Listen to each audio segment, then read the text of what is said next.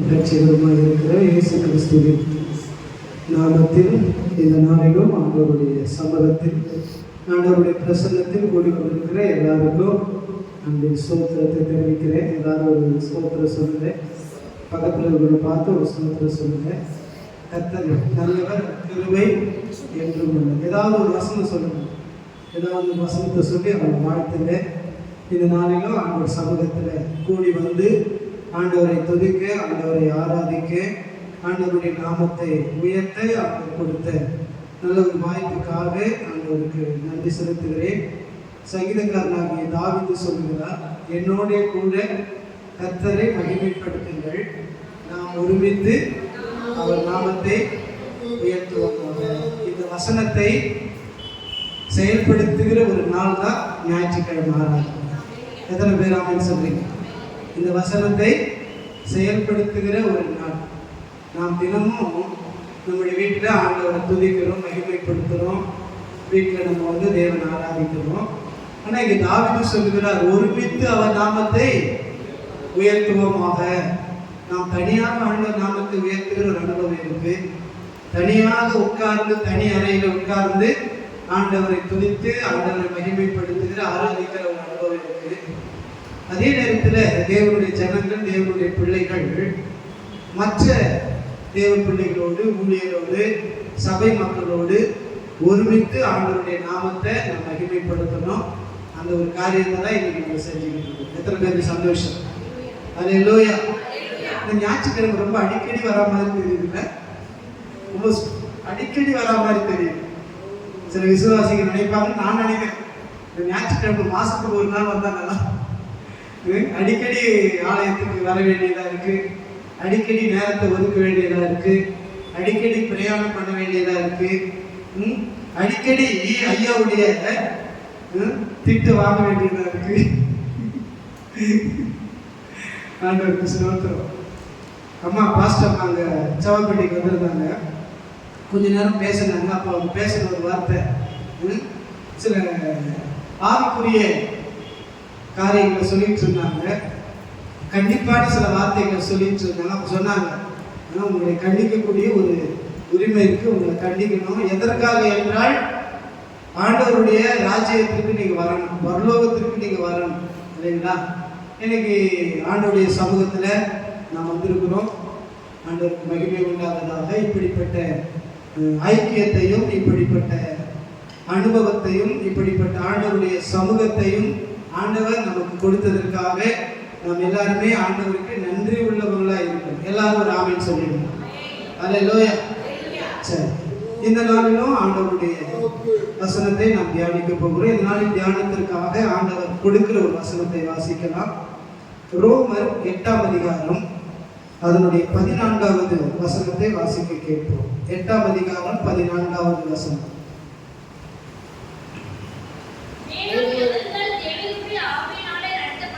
எவர்கள் தேவனுடைய ஆவியினால் நடத்தப்படுகிறார்களோ அவர்கள் தேவனுடைய புத்திரராய் இருக்கிறார்கள். கர்த்தருடைய ஊழியக்காரனாகிய பவுல் சபையில தேவனை ஆராதிக்கிற, தேவனை மகிமைப்படுத்துகிற தேவ ஜனங்களுக்கு எழுதுகிற ஒரு ஆவிக்குரிய ஒரு ஆலோசனை, ஆவிக்குரிய ஒரு சத்தியம். அவர் என்ன சொல்லுகிறார்?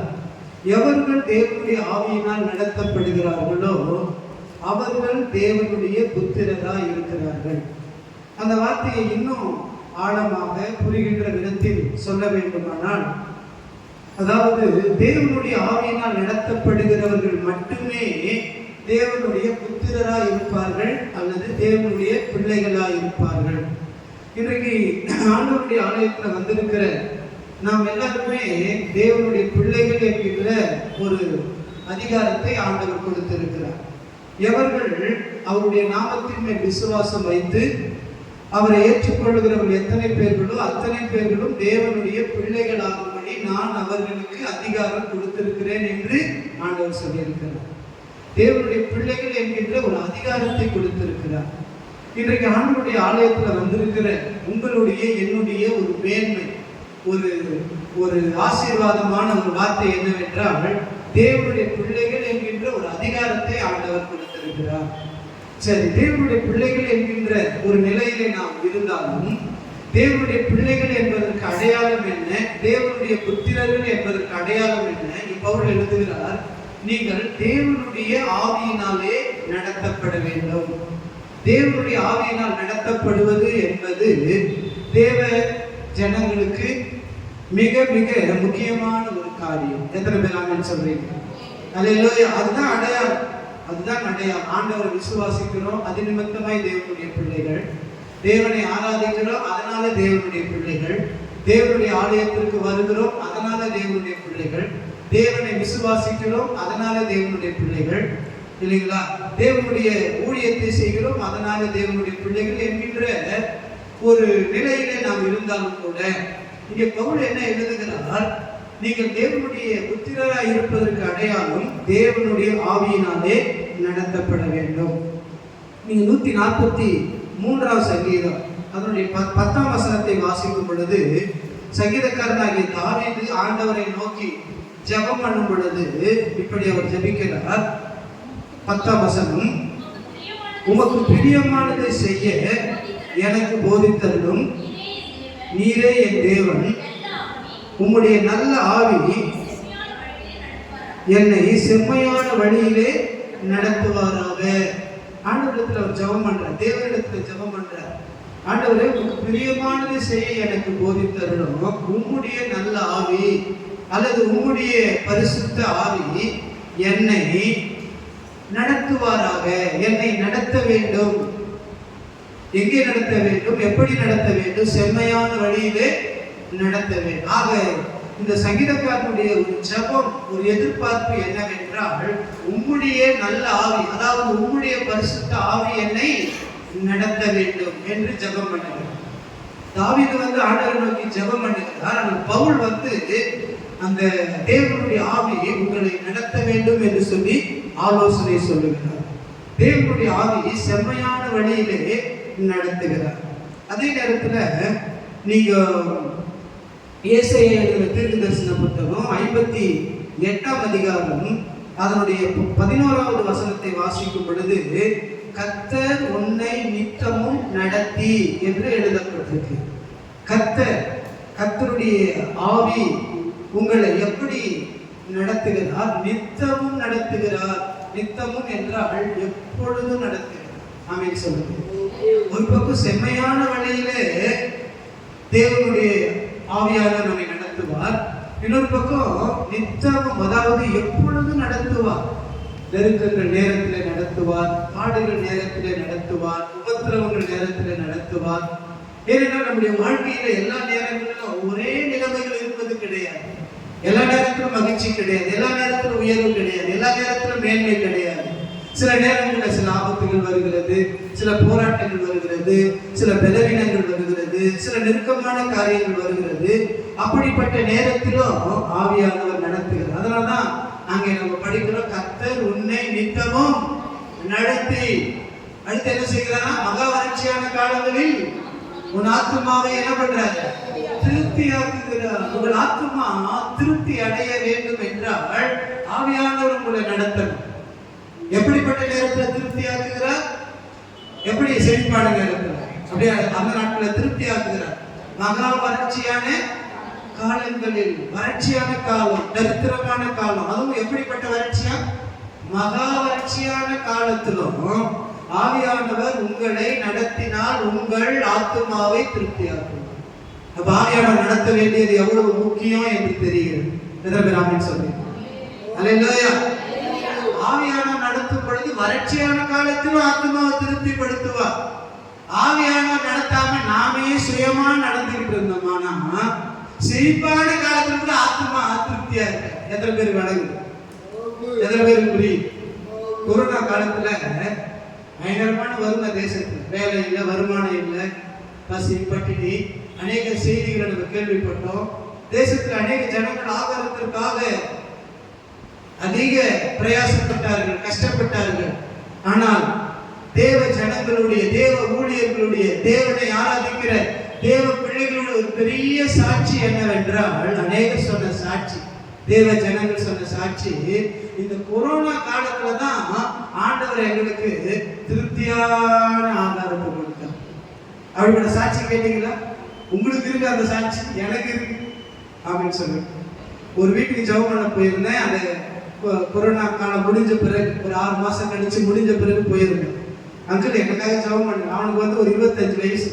எனக்காக ஜெபம் பண்ணுங்க பாஸ்டர். என்ன விஷயம் அப்படின்னு கேட்டாமா, இந்த கொரோனா காலத்தில் வீட்டிலேயே இருந்து தினமும் கறி மீன் முட்டை இதெல்லாம் சாப்பிட்டு சாப்பிட்டு சாப்பிட்டு கொஞ்சம் வெயிட் போட்டுட்டோம் பாஸ்டர். இந்த வயிற்று கறி குறையணும், ஜெபம் பண்ணுங்க. எந்த வயசு பையன்? 25 வயசு பையன். சோத்திரம். கொரோனா காலத்துல கறி மீன். சோத்திரம். இதுதான் ஆண்டவர் வறட்சியான காலங்களிலும் தன் ஜனங்களுடைய ஆத்துமாவை என்ன பண்றார்? திருப்தி. காரணம் என்ன? ஆவியானவர் நடத்துகிறார். ஆவியானவர் நடத்தினால், பரிசுத்த ஆவி உங்களை நடத்தினால் வறட்சியான காலத்திலும் திருப்தி ஆக்குவார். இன்றைக்கு வறட்சியோடு வந்திருக்கீங்களா? ஏதோ ஒரு விதமான வறட்சி. உங்க குடும்பத்துல சமாதானத்துல ஒரு வறட்சி, குடும்ப ஐக்கியம் அதுல ஒரு வறட்சி, பொருளாதாரத்துல ஒரு வறட்சி, வருமானத்துல ஒரு வறட்சி, ஆண்டவருக்கு ஆரோக்கியத்துல ஒரு வறட்சி, உயர்வு மேன்மை அந்த காரியத்துல ஒரு வறட்சி, ஊழியத்துல ஒரு வறட்சி, எல்லாத்துக்கும் மேலாக ஆவிக்குரிய விஷயத்துல வறட்சி. ஒரு வறட்சியோடு நீங்கள் ஆண்டவர் சன்னிதானத்துல வந்திருக்கலாம். இன்னைக்கு ஆண்டவருடைய விருப்பம் என்ன தெரியுமா? மகா வறட்சியான காலத்திலும் ஆண்டவர் உங்கள் ஆத்மாவை திருப்தியாக்க விரும்புகிறார். அதற்கு உங்க வாழ்க்கையில என்ன நடக்கணும்? ஆவியானவர் உங்களை என்ன பண்ணணும்? திருப்தியாக்குறது மாத்திரம் அல்ல, உன் எலும்புகளை நிலமுள்ளதாக்குவார். நீ வற்றாத நீர்முற்றை போலவும் நீர்ப்பாய்ச்சலான தோட்டத்தை போலவும் இருப்பா. இந்த ஆசீர்வாதம் எப்படி கிடைக்கிறதுனா ஆவியானவர் நடத்தும் பொழுது. ஆவியானவர் நடத்தும் பொழுது வற்றாத நீர்முற்றை போலவும் நீர்ப்பாய்ச்சலான தோட்டத்தை போலவும் நீ இருப்பா. எந்த காலகட்டத்துல? திரும்ப நான் சொல்றேன், வறட்சியான காலகட்டத்துல, வறுமையின் காலத்துல, நெருக்கத்தின் காலத்துல, சோதனையின் காலத்துல, இக்கட்டான காலத்திலும் உன் ஆத்துமா திருப்தி அடையணும். நீ வறட்சி உன்னுடைய வாழ்க்கை எந்த விதத்திலும் வற்றாத ஒரு நீர்வீழ்ச்சை போல இருக்க வேண்டுமானால் உங்களை பரிசுத்த ஆவியானவர் நடத்த வேண்டும். பரிசுத்த ஆவியானவர் நடத்தும் பொழுது இந்த வேத வசனத்தின்படி ஆத்மாவை திருப்திப்படுத்துகிறது மாத்திரமல்ல, தாவீதுடைய அனுபவத்தின்படி செம்மையான வழியிலே நடத்துவது மாத்திரமல்ல. நீங்க 48ஆம் அதிகாரம் ஏசாயா எழுதுகிற தீர்க்கதரிசன புத்தகம் 17வது வசனத்தை வாசிக்கும் பொழுது அங்கே ஆண்டவருடைய வார்த்தை சொல்லுகிறது. வாசிக்க கேட்போம். 48:17. பரிசுத்தராய் இருக்கிற சொல்லுகிறதாவது, பிரயோஜனமா இருக்கிறதை போதித்து நடக்க வேண்டிய வழியிலே உன்னை நடத்துகிற உன் தேவனாகிய கர்த்தர் நானே. பிரயோஜனமா இருக்கிறதை போதித்து நீ நடக்க வேண்டிய வழியிலே நான் உன்னை நடத்துவேன். ஆவியானவர் நடத்தினா கவனிக்க, செம்மையான வழியிலே நடத்துவார். நித்தமும் நடத்தி ஆத்மாவை திருப்தி ஆக்குவார். அதே நேரத்தில் இந்த வசனத்துல படிக்கிறோம், உனக்கு பிரயோஜனமா இருக்கிறதை போதித்து நடத்துவார். எல்லாரும் ஆவின்னு சொல்லுங்க. ஆவியானவர் நடத்துறதுக்கு அடையாளம் என்னன்னு கேட்டீங்கன்னா போதித்து நடத்துவார். எல்லாரும் சொல்லுங்க பார்க்கலாம்.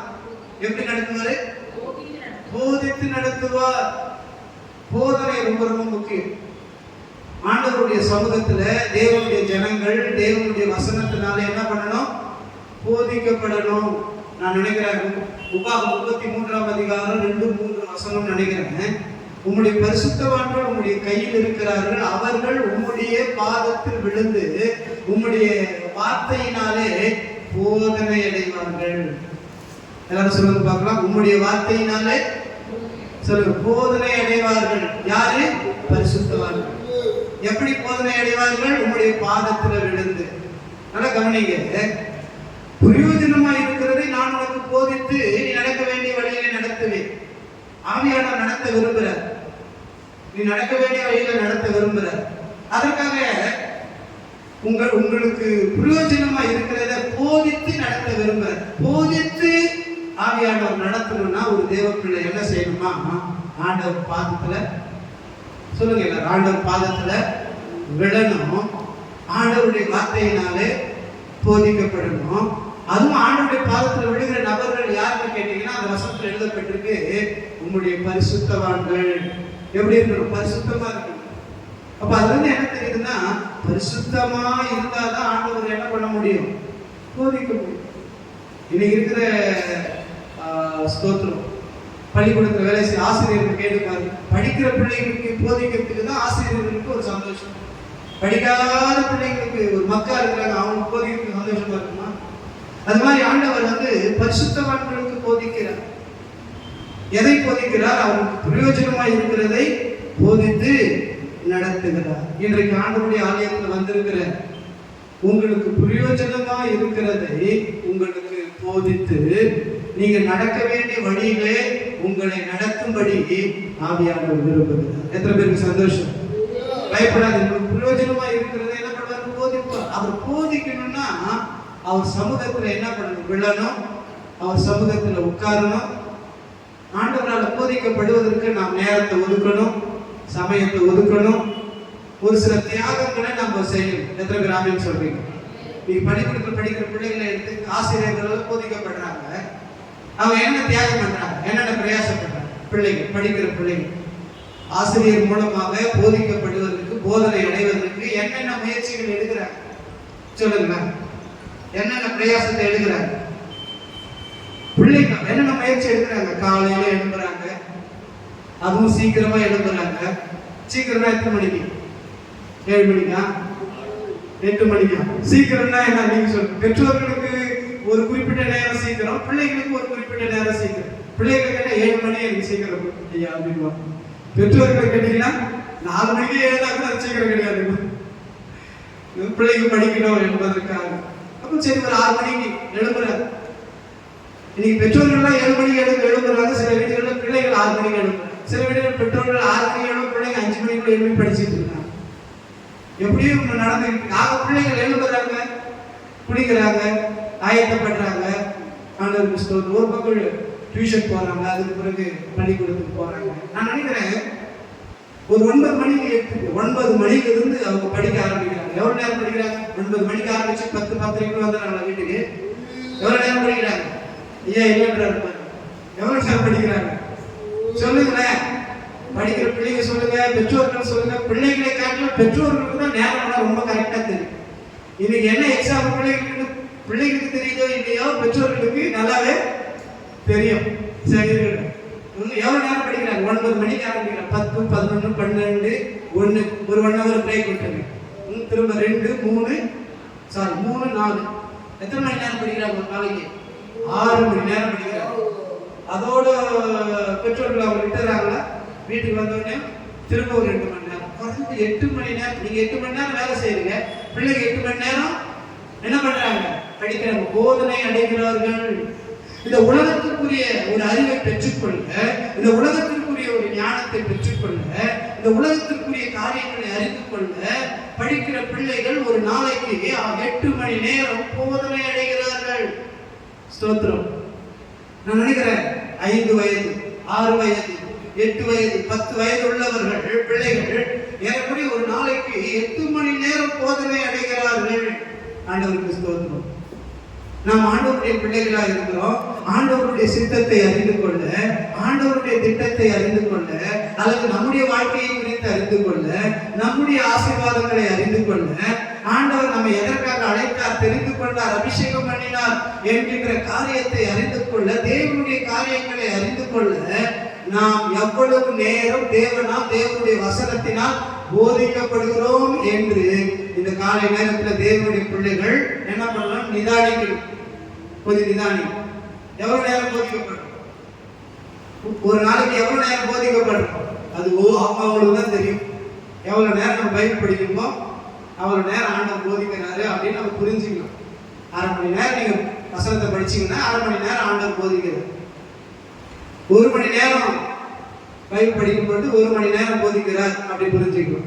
நீங்க நிறைய பேர் சொல்றீங்க, ஏங்க 1/2 மணி நேரம், 1 மணி நேரம், 1.5 மணி நேரம் ஏன் போறீங்க? நீங்க கேட்க வாங்க, 20 நிமிஷம் வாங்க, 10 நிமிஷம் வாங்க, 5 நிமிஷம் கூட பைபிள் படிக்காத விசுவாசிகள்.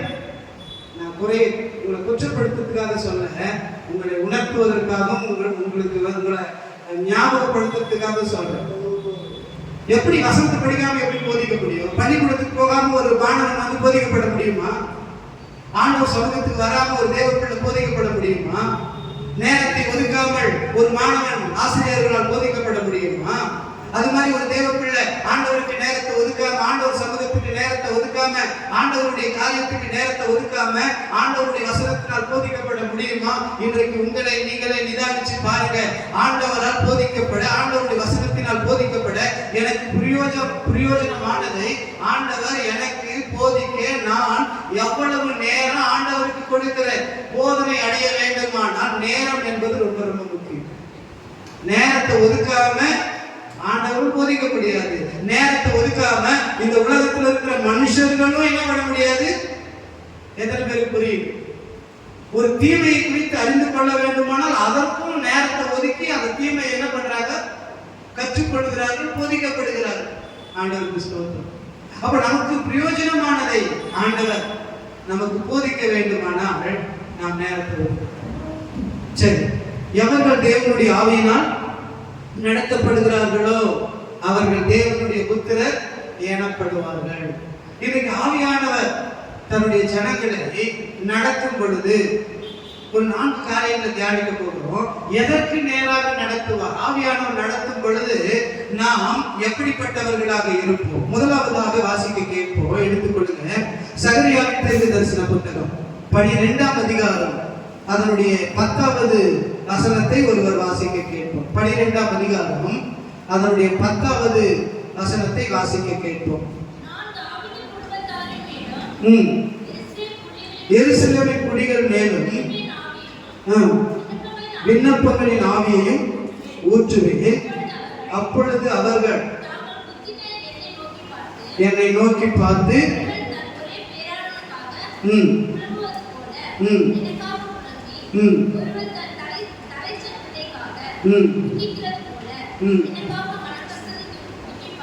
ஜெபிப்பார்கள். எருசலேம் குடும்பத்தின் மேலும், எருசலேமின் குடிகள் மேலும், தாவீதின் குடும்பத்தாரின் மேலும் ஆண்டவர் சொல்லுகிறார், கிருபையின் ஆவியை ஊற்றுவேன், விண்ணப்பங்களின் ஆவியை ஊற்றுவேன்.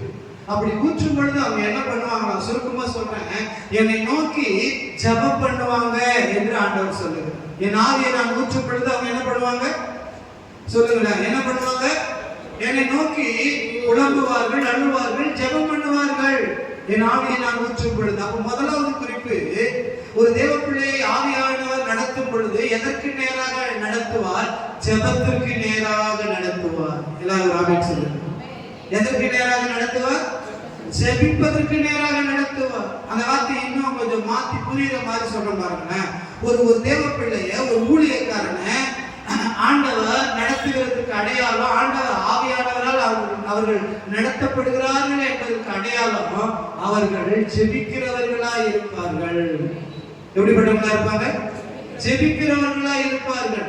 நீங்க ஆண்டவர் சொல்றாரு, என்னுடைய விண்ணப்பங்களின் ஆவியை நான் ஊற்றுவேன். அப்பொழுது அவங்க எப்படி ஜெபம் பண்ணுவாங்கன்னா, அழுது ஜெபம் பண்ணுவாங்க, மன்றாடி ஜெபம் பண்ணுவாங்க, துக்கித்து ஜெபம் பண்ணுவாங்க. எல்லாத்துக்கும் மேலாக ஆண்டவர் சொல்றாரு, தன்னுடைய பிள்ளைகளுக்காக ஜெபிக்கிறது போல என்னுடைய காரியங்களுக்காக ஜெபம் பண்ணுவார்கள். அப்போ ஆவியானவர் நடத்துறதுக்கு அடையாளம், ஒரு தேவ பிள்ளை எப்படி ஜெபம், முதல்ல ஜெபம் பண்ணுகிறவர்களா இருக்கணும். அடுத்து எப்படி ஜெபிக்கிறவர்களா இருக்கணும்? அழுது ஜெபம் பண்ணணும், மன்றாடி ஜெபம் பண்ணணும். நம்முடைய பிள்ளைகளுக்காக ஜெபிக்கிறது போல தேவனுடைய காரியங்களுக்காக ஜெபிக்கணும், தேவனுடைய ஊழியர்களுக்காக ஜெபிக்கணும், தேவனுடைய ராஜ்யத்துக்காக ஜெபிக்கணும், மற்றவர்களுக்காக ஜெபிக்கணும், தேசத்தின் ஜனங்களுக்காக ஜெபிக்கணும், ஜனங்கள் ரட்சிக்கப்படுவதற்காக ஜெபிக்கணும். எப்படி ஜெபம் பண்ணணும்? புலம்பி அழுது மன்றாடி ஆண்டவர் சமூகத்துல ஜெபிக்கிறவர்களா இருப்பார்கள். எப்பொழுது? நான் என் விண்ணப்பங்களின் ஆவியை ஊற்றும் பொழுது. அல்லேலூயா. நீங்கள் தேவனுடைய ஆவியினால் நிரப்பப்பட்டு இருக்கிறீர்கள், அல்லது தேவனுடைய ஆவியினால் நடத்தப்படுகிறதற்கு அடையாளம் முதலாவது நான் சொல்லுவேன், நீங்க ஜெபிக்கிறவர்களா இருக்க. உங்களை நீங்களே நிதானிச்சு பாருங்க.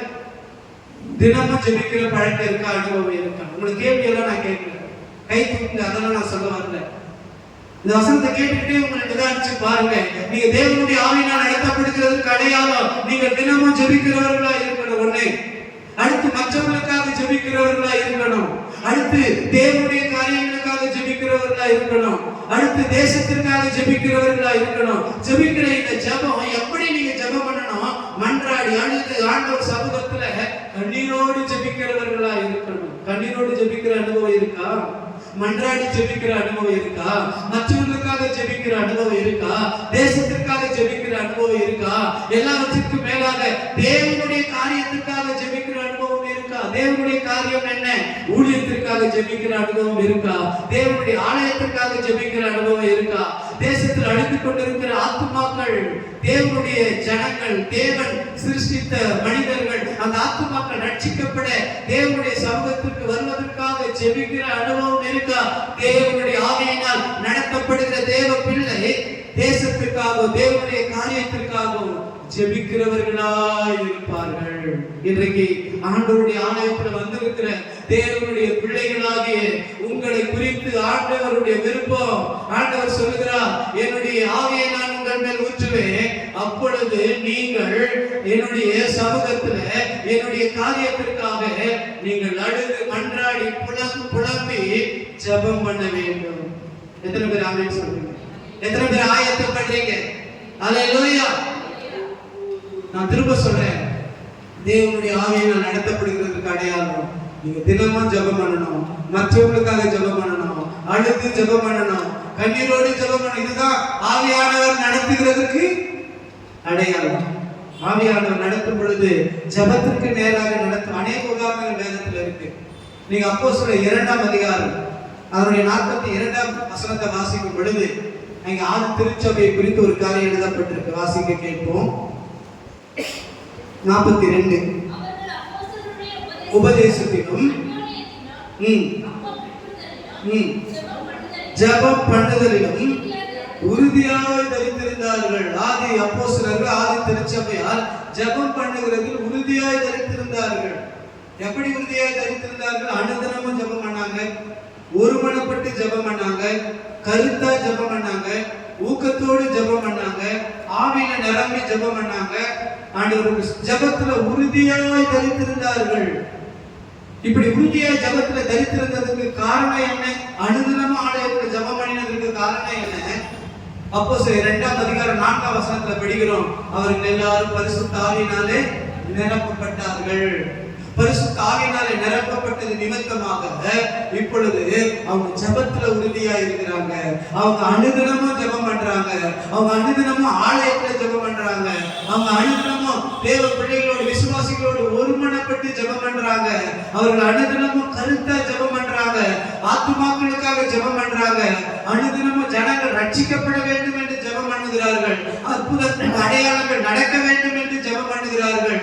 தேவனுடைய காரியங்களுக்கு விரோதமாக எழும்புகிற சாத்தானுடைய கிரியைகள் அழிக்கப்படுவதற்காக ஜெபம் பண்றாங்க. ஆக ஆதி திருச்சபையார் ஜெபத்திலே தரித்திருந்ததற்கு காரணம் அவர்கள் பரிசுத்த ஆவியினாலே நிரப்பப்பட்டார்கள். அல்லேலூயா. நீங்க பரிசுத்த ஆவியினால் நிரப்பப்பட்டிருக்கிறீர்கள் என்பதற்கு அடையாளம் என்ன? நீங்க பரிசுத்த ஆவியினாலே நடத்தப்படுகிறீர்கள் என்பதற்கு அடையாளம் என்ன? நீங்கள் ஜெபம் பண்ண வேண்டும், அனுதினமும் ஜெபம் பண்ண வேண்டும், ஆலயத்தில் ஜெபம் பண்ண வேண்டும், விசுவாசிகளோடு ஒருமனப்பட்டு ஜெபம் பண்ண வேண்டும், சபை ஜனங்களோடு ஒருமனப்பட்டு ஜெபம் பண்ண வேண்டும்.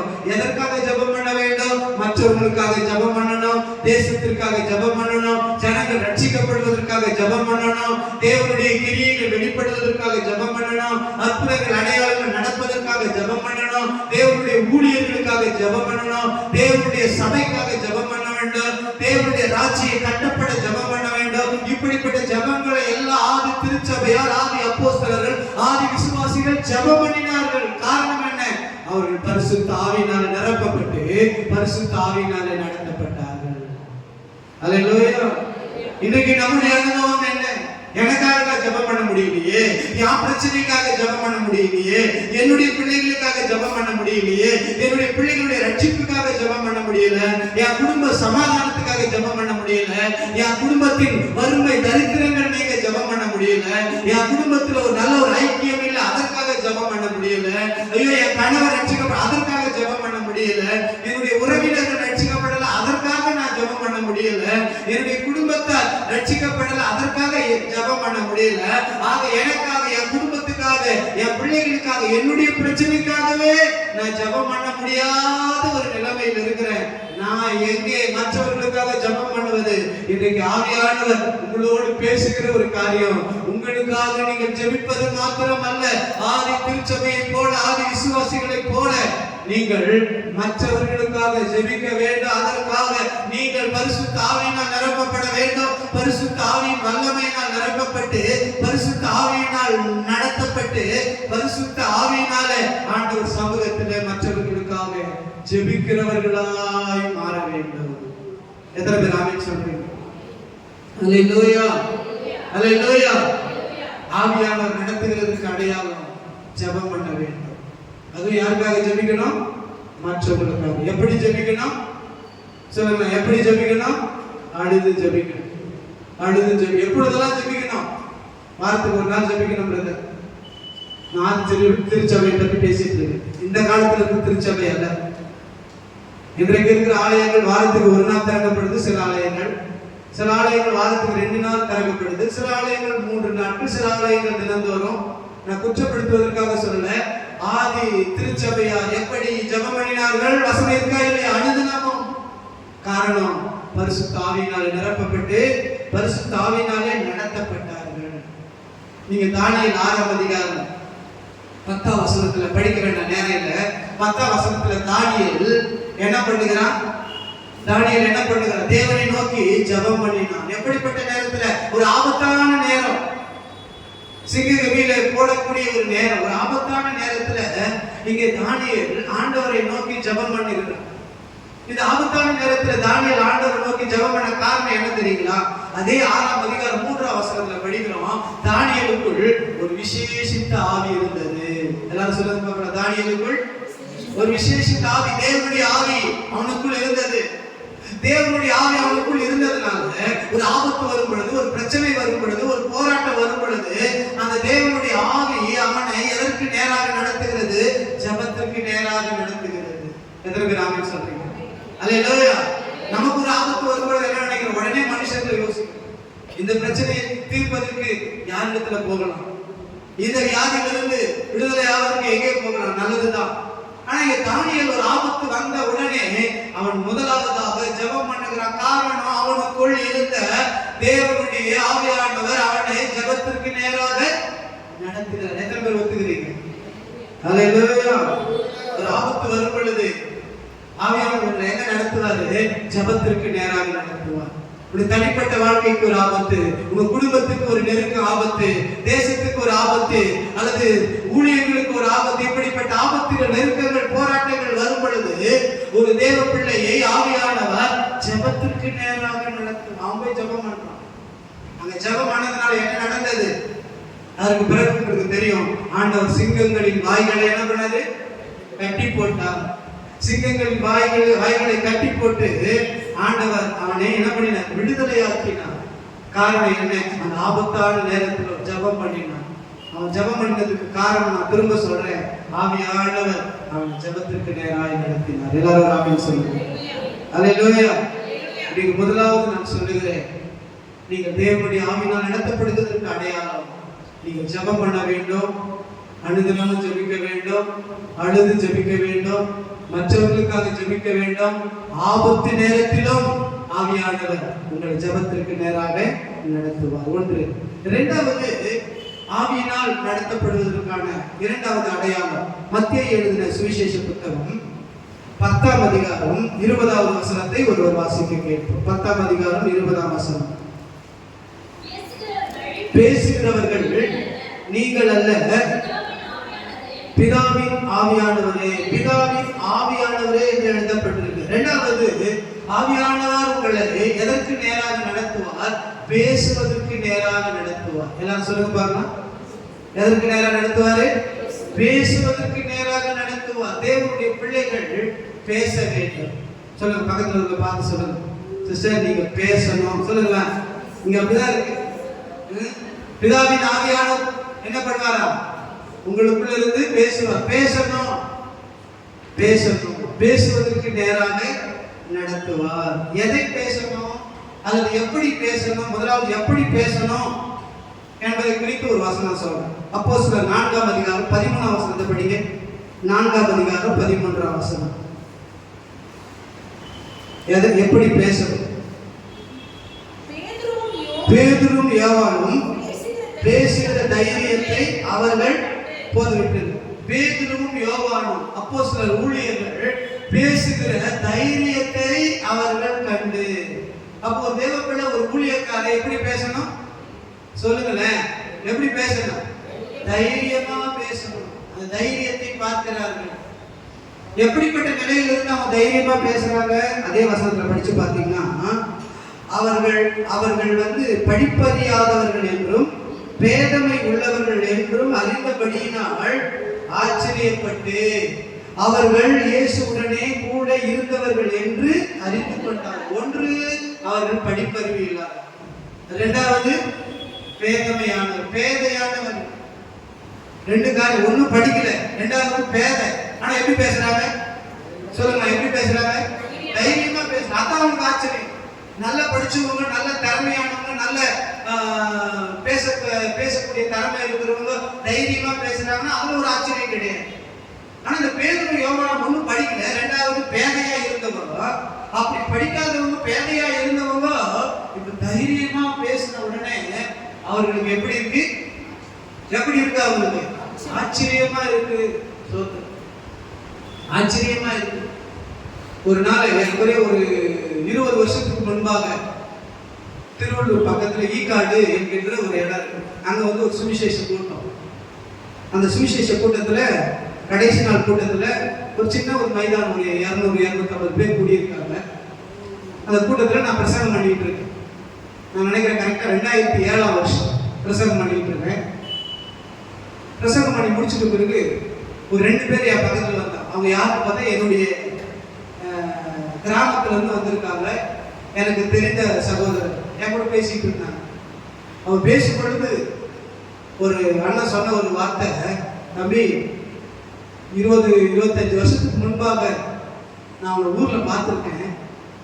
உனக்கு பேசவே தெரியாது, நீ ஒரு பயந்தாங்கோடி, உனக்கு பேசவே தெரியாது, நீ ரொம்ப அமைதியா இருப்ப, ரொம்ப என்ன சொல்றது, உன்னுடைய வார்த்தையை கேட்கறதுக்கு ரொம்ப கஷ்டம், அமைதியா இருப்ப, பேதையா இருப்ப. நாங்க இந்த ரோட்ல நின்று பார்த்தோம். பார்க்கும் பொழுது யாரும் பேசிட்டு இருக்காங்க. யார் பேச்சு? நம்ம ஊர்ல இருந்த ரிஷிகுமார் பேசுற மாதிரி தெரியுது. நின்று கேட்டோம். கடைசியில பார்த்தா நீ தான். கிட்ட பார்த்தா எனக்கு ஆச்சரியமா இருக்கு. இப்படி கிராமத்துல சின்ன வயசுல பேதையா இருந்த நீ, பேச தெரியாத இருந்த நீ, இப்படி தைரியமா மேடையில பேசிக்கிட்டு இருக்க. எப்படிப்பா பேசுற? எப்படி பேச முடியுது? நான் என்ன சொல்லிருப்பேன் நீங்க நினைக்கிறீங்க? நான் நல்லா கத்துக்கிட்ட பேசுறதுக்கு அப்படியே சொல்லியிருப்பேன். நான் என்ன சொல்லியிருப்பேன்? ஆவியானவர் என்ன பண்றாரு? பேச வைக்கிறாரு. சோத்திரம். ஒரு காலத்துல நான் பேச தெரியாதவனா இருந்தேன், பேதையா இருந்தேன். ஆனா இன்றைக்கு ஆண்டவர் பேச வச்சிருக்கிறாரு, தைரியமா பேச வச்சிருக்கிறாரு. காரணம் என்ன? எனக்குள்ள இருக்கிற ஆவியானவர், என்னை நடத்துகிற ஆவியானவர் தைரியமா பேச வச்சிருக்காரு.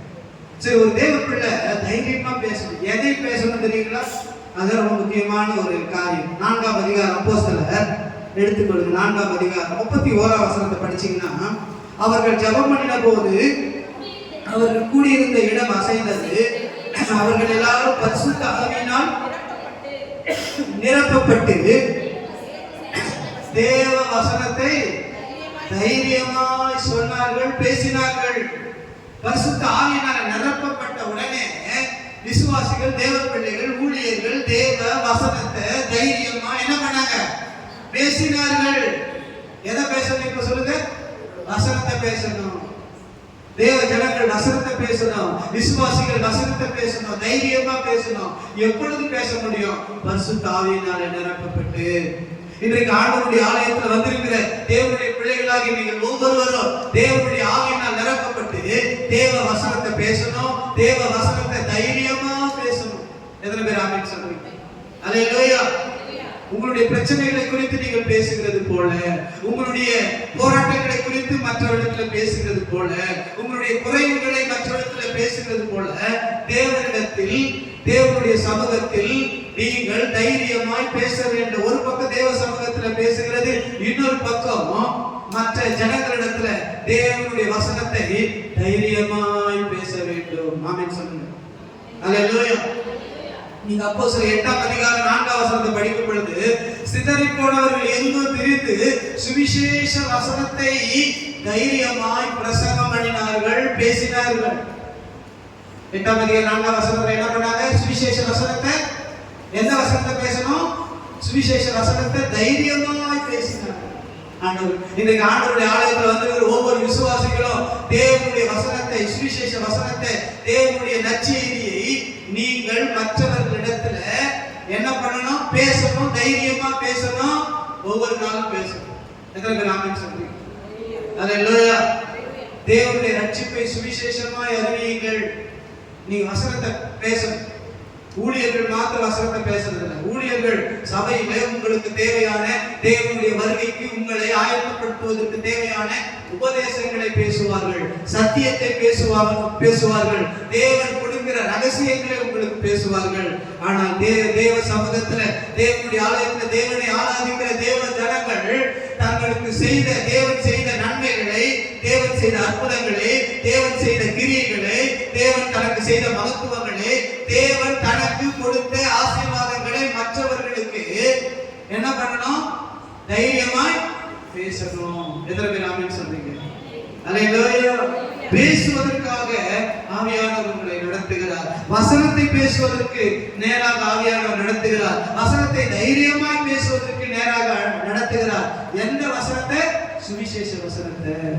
சுவிசேஷம் என்றால் நற்செய்தி, நல்ல செய்திகளை தைரியமாய் பேசுவதற்காக ஆண்டவர் உங்களை நடத்துகிறார். எத்தனை பேருடைய வாழ்க்கையில நற்செய்தி இருக்கு? எத்தனை பேருடைய வாழ்க்கையில ஆண்டவர் நன்மை செஞ்சிருக்கிறார்? கை தூக்குங்க. ஆண்டவர் எனக்கு நன்மை செஞ்சிருக்கிறாரு. உங்களுக்கு ஆண்டவர் செய்த நன்மைகளை மற்றவங்களுக்கு நீங்க வந்து என்ன பண்ணணுமோ பேசணும். எப்படி பேசணும்? திரும்ப சொல்ற, தைரியமா பேசணும். திருவள்ளூர்ல ஒரு சகோதரி இருக்காங்க. அவங்க பாத்தீங்கன்னா சில நேரத்தில் ஆட்டோல பிரயாணம் பண்ணுவாங்க. ஏற்கனவே உங்களுக்கு சொல்லியிருக்கேன்னு நினைக்கிறேன். பிரயாணம் பண்ணும்போது ஆட்டோல ஏறி உட்கார்ந்த உடனே அந்த டிரைவரோடு பேசுவாங்க. அவங்க கேட்பாங்க, தம்பி உங்களுக்கு எந்த ஊரு அப்படின்னு கேட்பாங்க. அவங்க ஒரு ஊரு சொல்லுவாங்க. உங்க வீட்டுல எத்தனை பேர் இருக்கிறீங்க அப்படின்னு கேட்பாங்க. அவன் சொல்லுவான், மனைவி பிள்ளைகள் 2 பேர் நாங்க இருக்கோம். அடுத்து ஒரு கேள்வி கேட்பாங்க, தம்பி மனைவி பிள்ளைகளோட நல்ல சந்தோஷமா நிம்மதியா ஆசீர்வாதமா இருக்கிறீங்களாப்பான்னு அடுத்து ஒரு கேள்வி கேட்பாங்க. அந்த கேள்வி கேட்ட உடனே அவன் என்ன பதில் சொல்லுவான்னு நீங்க நினைக்கிறீங்க? நல்லா நிம்மதியா இருக்கா, சந்தோஷமா, ஒரு பிரச்சனையும் கிடையாதுக்கா, அதுவும் என் மனைவினால ஒரு பிரச்சனையும் கிடையாது, பிள்ளைகளால ஒன்றும் பிரச்சனையும் கிடையாது அப்படின்னு சொல்லுவான்னு நினைக்கிறீங்களா? என்ன சொல்லுவான்னு நினைக்கிறீங்க? நம்பி சொல்றாங்க, அப்படிதான் சொல்ல மாட்டான். என்ன சொல்லுவான்னு நினைக்கிறீங்க? அது எதுக்குக்கா கேட்கிறேன்? 1000 பிரச்சனை இருக்கு. சரி, 1000 பிரச்சனை இருக்குன்னு சொல்ற, எதுதான்பா உங்க வாழ்க்கையில முக்கியமான பிரச்சனை அப்படின்னு அடுத்து ஒரு கேள்வி கேட்பாங்க. அப்படி அடுத்து ஒரு கேள்வி கேட்டா அவன் என்ன சொல்லிருப்பான் நீங்க நினைக்கிறீங்க? எந்த பிரச்சனையும் சொல்லியிருப்பான்? முதலாவது உங்களை கேட்டுதான் நீங்க எது சொல்லியிருப்பீங்க? இன்றைக்கு அநேகருடைய வாழ்க்கையில எது ரொம்ப பிரச்சனையா இருக்கு? கரெக்டா சொல்றீங்களா? பார்க்கலாம். எது ரொம்ப பிரச்சனையா இருக்கு? ஜவாப்பேட்டை சபையில கேட்ட கரெக்டா சொல்லிட்டாங்க. நீங்க சொல்றீங்களா? பார்க்கலாம். யோசிக்கிறீங்க. நிறைய பேருக்கு பதில் இருக்கு, சொல்றதுக்கு தயக்கம் இருக்கு. அது எதுக்காக கேட்குறீங்க? ஒரே கடன் பிரச்சனைக்கா, பண பிரச்சனை தானே. அது முதல்ல சொல்ல வேண்டியதுமா? மனசுல வந்துச்சு, உங்க முகத்தை பார்க்கும் போதே தெரியுது உங்க மனசுல அது இருக்கு. நம்ம சொன்னா நமக்கு இந்த பிரச்சனை இருக்குன்னு ஐயா நினைச்சுட்டு போறாங்க அப்படின்னு நிறைய பேர் யோசிக்கிறீங்க. அப்ப அந்த ஆட்டோக்காரர் சொல்லுவானா, அதை எதுக்காக கேட்கிற? நிறைய பிரச்சனை, பண பிரச்சனை, கடன் பிரச்சனை. உடனே இவங்க சொல்லுவாங்க, தம்பி எனக்கு கூட ஒரு 20 வருஷத்துக்கு முன்னாடி இப்படி ஒரு கடன் பிரச்சனை இருந்தது. 2 லட்சம் 3 லட்சம் கடன் பிரச்சனை இருந்தது. ஒரு நாள் கடன் பிரச்சனை, காலையில 6 மணிக்கு கடைக்காரர் வந்து கதவை தட்டி என்னை கூப்பிட்டு ரோட்ல நிக்க வச்சு பயங்கரமான கெட்ட வார்த்தைகளை பேசி திட்டி என்னை அவமானப்படுத்திட்டு போயிட்டாங்க. நான் வீட்டுக்குள்ள வந்து உட்கார்ந்து அழுதுட்டேன். ஐயோ, கடைக்காரர் வந்து அவமானப்படுத்திட்டாங்களே, கெட்ட கெட்ட வார்த்தைகளை சொல்லி திட்டாங்களே, உட்கார்ந்து அழுதுட்டு இருந்தேன். அந்த நேரத்தில் பக்கத்து வீட்டுல இருந்து ஒரு வாலிபன் யாரும் உள்ள வந்தா. வந்துட்டு என்னக்கா அழுதுட்டு இருக்க? அதை எதிர்த்து கேட்கிற, கடைக்காரங்க வந்து அவமானப்படுத்திட்டு போயிட்டாங்க, வாழத்துக்கு பிடிக்கல, சாகலாம்னு நினைக்கிறேன் அப்படி சொல்லிட்டு இருந்தேன். அப்ப அந்த பொண்ணு சொன்னா, அக்கா நீங்க தப்பா எடுத்துருந்தா, நீங்க இன்னைக்கு ஞாயிற்றுக்கிழமை இன்னைக்கு என் கூட நான் போற சர்ச்சுக்கு வாங்க, ஏசுநாதர் கிட்ட ஜெபம் பண்ணுங்க, ஆண்டவருடைய வசனத்தை கேளுங்க, எங்க பாஸ்டர் கிட்ட வந்து ஜெபம் பண்ணுங்க, எங்க சபையில நிறைய பேர் கடன் பிரச்சனையோட வந்து எங்க சர்ச்சுக்கு வந்து ஜெபம் பண்ணி பிரசங்கத்தை கேட்டு பாஸ்டர்கிட்ட ஜெபம் பண்ணி நிறைய பேர் கடன் பிரச்சனை தீர்ந்துருக்கு. வேணும்னா நீங்க எங்க சர்ச்சுக்கு வாங்கன்னு அந்த பொண்ணு கூப்பிட்டா தம்பி. அப்ப நான் சொன்னேன், நான் எப்படி சர்ச்சுக்கு வர முடியும்? ஏன்னா நான் ஒரு இந்து, நான் எப்படி சர்ச்சுக்கு வர முடியும்னு சொன்னேன். அப்ப அந்த பொண்ணு சொல்லிச்சு, நீங்க இந்துவாவே இருந்து அதை பத்தி பிரச்சனை கிடையாது, உங்க கடன் பிரச்சனை மாறணும்னு சொல்றீங்களா, அதனால நீங்க என்ன பண்ணுங்க சர்ச்சுக்கு வாங்கன்னு சொல்லிச்சு. அதனால நான் சர்ச்சுக்கு போன தம்பி. அந்த இயேசுநாதர் வசனத்தை கேட்டேன், இயேசுநாதர் நான் ஜெபம் பண்ணேன். அந்த பாஸ்டர் இயேசுநாதருக்கு ஜெபம் பண்ண என்ன ஆச்சு, 3 மாசத்துல ஆண்டவருடைய 3 லட்சம் கடனை தீர்த்துட்டாரு. கடனை தீர்த்தது மாத்திரம் இல்ல, என் வீட்டுக்காரருக்கு நல்ல ஒரு வேலையை கொடுத்தாரு, என் பிள்ளைகளுக்கு நல்ல ஒரு படிப்பை இயேசுநாதர் கொடுத்தாரு. அதற்கு பிறகு எங்களுக்கு நல்ல ஒரு 2 வீட்டை கொடுத்தாரு, வசதிகளை கொடுத்தாரு. இன்னைக்கு இயேசுநாதர் புண்ணியத்துல நல்ல வீடு, நல்ல வசதி, நல்ல ஐஸ்வர்ய ஆசீர்வாதத்தோடு இயேசுநாதர் புண்ணியத்துல ஒரு குறை இல்லாம இன்னைக்கு நான் நல்லா இருக்கிற தம்பி அப்படின்னு சொல்லுவான். இப்படி சொல்லிக்கிட்டே இருக்கும்போது அவன் மனசுல என்ன தோணும் சொல்லுங்க, என்ன தோணும்? இப்படி பேசும்போது அவன் மனசுல என்ன தோணும்? நம்மளும் என்ன பண்ணலாம், சர்ச்சுக்கு அது என்ன வரும். அடுத்து வந்து கேட்பாங்க, தம்பி உங்க ஊர்ல சர்ச் எல்லாம் இருக்கான்னு கேட்பாங்க. உடனே அவங்க என்ன சொல்லியிருப்பாங்க, இங்க எல்லா ஊருக்கும் சர்ச் இருக்கு. எத்தனை சர்ச் இருக்கு? 4 சர்ச் இருக்கு. என்னென்ன சர்ச் இருக்கு? ஒரு சில சர்ச்சு சொல்றாங்க. அவங்க சொல்றாங்க, இந்த சர்ச்சுக்கு நீங்க போங்க, அந்த பாஸ்டர் கிட்ட போய் சொல்லுங்க, இது மாதிரி நான் ஆட்டோவில் போயிட்டு இருந்தேன், ஒரு அக்கா என் கூட பேசினாங்க, என் பிரச்சனையை விசாரிச்சாங்க, நான் கடன் பிரச்சனை சொன்னேன், அவங்க சொன்னாங்க 20 வருஷத்துக்கு எனக்கு கடன் பிரச்சனை தான், இயேசுநாதர் சர்ச்சுக்கு போனா ஜெபம் பண்ணேன், என் பிரச்சனையை தீர்த்துட்டார். உங்க ஊர்ல இருக்கிற சர்ச்சுக்குள்ள போயிட்டு நீங்க ஜெபம் பண்ணா உங்க பிரச்சனையை தீர்ப்பான்னு அந்த அக்கா சொன்னாங்க. அதனால நான் இங்க வந்திருக்கிறேன், அந்த பாஸ்டர் கிட்ட போய் நீ சொல்லிட்டு தம்பி அப்படி சொல்லிட்டேன்னா அதுக்கு பிறகு நீ என்ன செய்யணும்னா அந்த பாஸ்டர் உங்களுக்கு சொல்லுவாரு, அவங்க சொல்றது நீங்க செஞ்சேன்னா உங்க பிரச்சனை தீரும் அப்படி சொல்லிட்டு அந்த அக்கா இறங்கிட்டாங்க. எத்தனை பேர் புரியுது? அந்த பிரயாணப்பட்ட அந்த நேரத்துல கர்த்தர் தனக்கு செய்த நன்மையை, சுவிசேஷத்தை அவங்க தைரியமா என்ன பண்ணியிருக்கிறாங்க சொல்லுங்க, தைரியமா என்ன பண்ணியிருக்காங்க, பேசியிருக்கிறாங்க. ஒரு 5 நிமிஷம் பேசியிருப்பாங்க, ஒரு 10 நிமிஷம் பேசியிருப்பாங்க, அல்லது ஒரு 15 நிமிஷம் ஆண்டவர் தனக்கு செய்த நன்மையை பேசினாங்க, சொன்னாங்க, சாட்சி சொன்னாங்க. அதனால ஒரு ஆத்மா சந்திக்கப்படுகிறது, ஒரு ஆத்மா உணர்த்தப்படுகிறது, ஒரு ஆத்மா ரட்சிக்க. அவன் நேரம் ஊர்ல போனோடனே அவன் நேரம் எங்க போயிருப்பான், நேரம் சர்ச்சுக்கு போயிருப்பான், பாஸ்டர் கிட்ட போயிருப்பான். இது மாதிரி அவங்க சொன்னாங்க. அப்படி சொன்னோன்னே அந்த பாஸ்டர், உனக்கெல்லாம் ஜெபம் பண்ண முடியாது, நீ போப்பா அப்படியே சொல்லியிருப்பாரு. அவர் மனசுல நினைச்சிருப்பாரு, உன்ன மாதிரி ஆட்கள் வரணும்னு தான் நான் என்ன பண்ணிட்டு இருக்கீங்க, உட்கார வச்சு தண்ணி கொடுத்து, காஃபி கொடுத்து, சாப்பாடு கொடுத்து, எனக்கு கூட அப்படிதான் கொடுத்தாரு.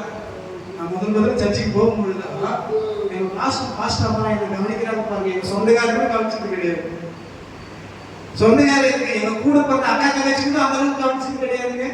அவ்வளவு பாசமா கவனிக்க எனக்கு ஆச்சரியமாயிடுச்சு. என்னன்னா இப்படி ஒரு பாசத்தை யாரும் காட்டலையே, யார் பாசத்தோடு கவனிக்கிறாங்க சொல்லுங்களேன். பாஸ்டர் அவ்வளவு பாசத்தோடு விசாரிக்கிறாங்க. அந்த பாசத்துக்கு, அன்புக்கு, ஆண்டவருடைய அன்புக்கு அடிமைப்பட்டே சர்ச்சில் வந்து உட்கார்ந்துருக்காங்க. இன்னைக்கு அதனால தான் மைக்கை பிடிச்சி பிரசங்கம் பண்ணிட்டு இருக்கேன். சோத்திரம். அல்லேலூயா. அவங்க ஆலயத்துக்கு வருவதற்கு காரணம் என்ன? அந்த நபர் ஆண்டவருடைய ஆலயத்துக்கு வருவதற்கு காரணம் என்ன? அதான் ரொம்ப முக்கியம். அந்த ஆட்டோட பிரயாணம் நம்ம ஒரு சகோதரி இயேசு தனக்கு செய்த நன்மையை என்ன பண்ணாங்க, தைரியமா சொன்னாங்க.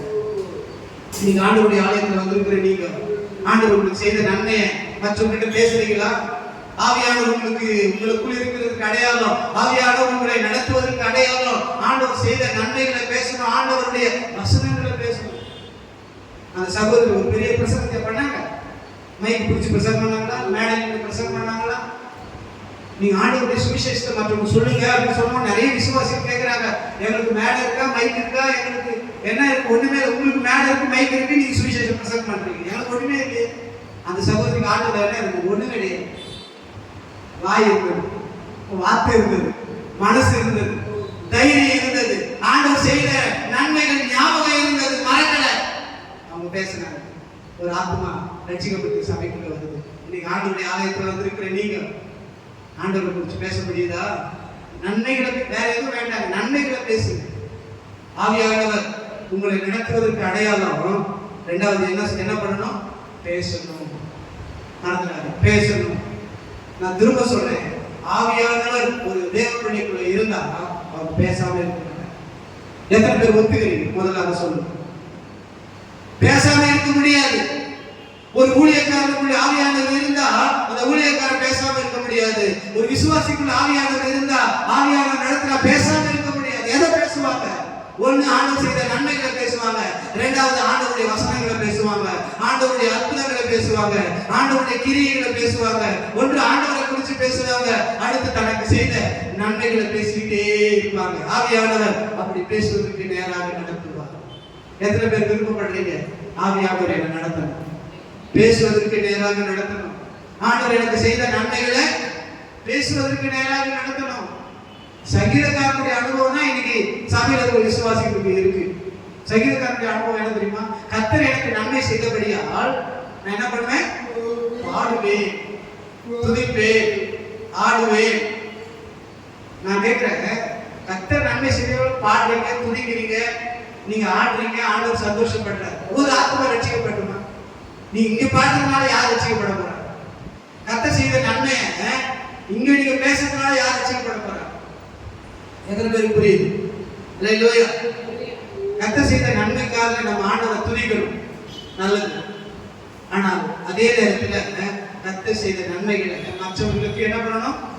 பேசணும். அந்த கிருபைகளை ஆண்டவர் தருவார். மூன்றாவது தேவனுடைய ஆவியானவர் நம்மை நடத்துவதற்கு அடையாளம் எதற்கு நேராக நடத்துவார்? லூக்கா 2ஆம் அதிகாரம் 27வது வசனத்தை ஒருவர் வாசிக்க கேட்போம். 2ஆம் அதிகாரம் 27வது வசனம். லூக்கா. ஆவியின் ஏவுதலினால் தேவாலயத்தில் வந்திருந்தான். போது விட்டுருங்க. மூன்றாவது, ஒரு தேவ பிள்ளைய அல்லது ஒரு மனுஷனை ஆவியானவர் நடத்துகிறதுக்கு அடையாளம் என்னன்னு கேட்டீங்கன்னா, எதற்கு நேராக நடத்துவார்? ஆலயத்திற்கு நேராக நடத்துவார். எல்லாரும் சொல்லுங்க பார்க்கலாம். ஆலயத்திற்கு நேராக நடத்துவார். தேவனுடைய ஆவியினால் நடத்தப்படுகிறவர்கள் ஆலயத்திற்கு வருவார்கள், ஆண்டவருடைய சமூகத்திற்கு வருவார்கள். எந்த நேரத்தில் ஆலயத்திற்கு வருவார்கள் தெரியுங்களா? ஒரு வசனத்தை படிங்க. 2 நாளாகவும் 20ஆம் அதிகாரம் இந்த வசனத்தை முழுமையா படிங்க. 9ஆம் வசனம் படிங்க. 20ஆம் அதிகாரம் 9ஆம் வசனம். 2 நாளாகவும் யோசபாத் ஆண்டவரை நோக்கி ஜெபம் பண்ணும் பொழுது இந்த வார்த்தையை சொல்றாரு. எங்கள் மேல் பட்டயம், நியாய தண்டனை, கொள்ளை நோய், பஞ்சம் முதலான தீமைகள் வந்தால் அப்பொழுது உம்முடைய நாமம் இந்த ஆலயத்தில் விளங்கும்படி நாங்கள் இந்த ஆலயத்தில் உமது சன்னதியில் வந்து நின்று கூப்பிட்டால் கேட்டு எங்களை ரட்சிப்பீர் என்று எங்களுக்கு எங்கள் பிதாக்கள் சொல்லி இருக்கிறார்கள். ஆண்டவர் நோக்கி யோசபாத் ஜெபம் பண்றார். அப்ப என்ன சொல்றாரு? கவனிங்க. எங்களுக்கு விரோதமாக பஞ்சம், யுத்தம், பட்டயம், கொள்ளை நோய் இப்படிப்பட்ட தீமைகள் வரும் பொழுது தேவனுடைய ஆலயத்திலோ தேவனுடைய சமூகத்தில் நின்று உம்மை நோக்கி நாங்கள் கூப்பிடும் பொழுது, ஜெபம் பண்ணும் பொழுது எங்க ஜெபத்தை கேட்டு நீர் எங்களை இந்த தீமையிலிருந்து, இந்த பஞ்சத்திலிருந்து, இந்த கொள்ளை நோயிலிருந்து எங்களை ரட்சிப்பீர் என்று எங்கள் பிதாக்கள் சொல்லி இருக்கிறாங்க ஆண்டவரே. அதனால இப்பொழுது எங்களுக்கு விரோதமாக எதிரிகள் யுத்தம் பண்ண வந்திருக்கிறாங்க. எங்களுக்கு ஒரு தீமை வந்திருக்கு. இந்த தீமை வந்திருக்கிற இந்த நேரத்துல இப்பொழுது நாங்கள் எல்லாரும் உங்களுடைய சன்னிதானத்துக்கு வந்திருக்கிறோம். உங்களுடைய ஆலயத்தில் வந்து நின்று உம்மை நோக்கி கூப்பிட்டு ஜெபம் பண்ணுகிறோம் என்று யோசபாத் ஜெபம் பண்றார். எத்தனை பேருக்கு புரியுது? எத்தனை பேருக்கு நடக்குது? ஒரு ஆபத்தான நேரம், எதிரிகள் யுத்தம் பண்ண வந்துட்டாங்க. இப்படிப்பட்ட நேரத்துல யோசபாத் என்ன செஞ்சாருன்னா, தேவ சமூகத்துல வந்து நிற்கிறாரு. தேவனுடைய ஆலயத்துல வந்து நின்று ஆண்டவரை நோக்கி ஜெபம் பண்றாரு. அவர் ஜெபம் பண்ணி முடித்த உடனே ஒரு மனுஷன் கர்த்தருடைய ஆவியானவர் இறங்கி வருகிறார். கர்த்தருடைய ஆவி இறங்கி வந்ததின் நிமித்தமாக இப்போ ஆவியானவர் பேசுறாரு. என்ன பேசுறாரு? 20ஆம் வசனம் நினைக்கிறேன். யோசபாத்தே, எருசலேம் குடிகளே, நீங்க இந்த ஏராளமான கூட்டத்திற்கு பயப்படவும் கலங்கவும் வேண்டாம். இந்த யுத்தம் உங்களுடையதல்ல, இந்த யுத்தம் தேவனுடையது. நீங்க பயப்படாதீங்க, கலங்காதீங்க. இந்த யுத்தம் கர்த்தருடையது. தைரியப்படுத்துகிற இந்த வார்த்தை எதனால வந்தது? இந்த ஆபத்து நேரத்துல தனக்கு விரோதமாக எதிரிகள் யுத்தம் பண்ண வந்த அந்த நேரத்துல யோசபாத் ராஜாவும் தேவனுடைய ஜனங்களும் தேவனுடைய சன்னதியில வந்து நின்றார்கள், தேவனுடைய ஆலயத்துல வந்து நின்றார்கள். அல்லேலூயா, அல்லேலூயா. அப்ப நான் நினைக்கிறேன், ஆவியானவர் இந்த யோசபாத் ராஜாவை ஆலயத்துக்கு நேரா நடத்துற, தேவனுடைய சமூகத்துக்கு நேரா நடத்துற. எப்படிப்பட்ட நேரத்துல? எதிரிகள் யுத்தம் பண்ண வருகின்ற வந்த அந்த நேரத்துல.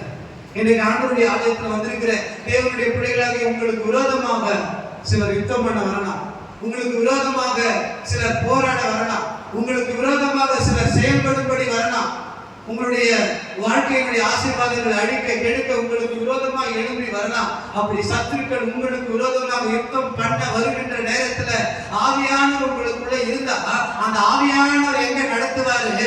ஆலயத்திற்கு நேராக நடத்துவார். எத்தனை பேருக்கு புரியுது? அல்லேலூயா. ஆலயத்திற்கு நேராக யோசபாத் ஆண்டவர் நடத்தினார். இப்ப வந்து ஆலயத்துக்கு ஜெபம் பண்றான், ஒரு பெரிய ஜெயம் கிடைக்கிறது. இன்னைக்கு ஆண்டவருடைய ஆலயத்துல வந்திருக்கிற உங்களுக்கு சில யுத்தங்கள், சில போராட்டங்கள் ஆண்டவர் எங்கே நடத்துகிறார்? ஆலயத்திற்கு நேராக.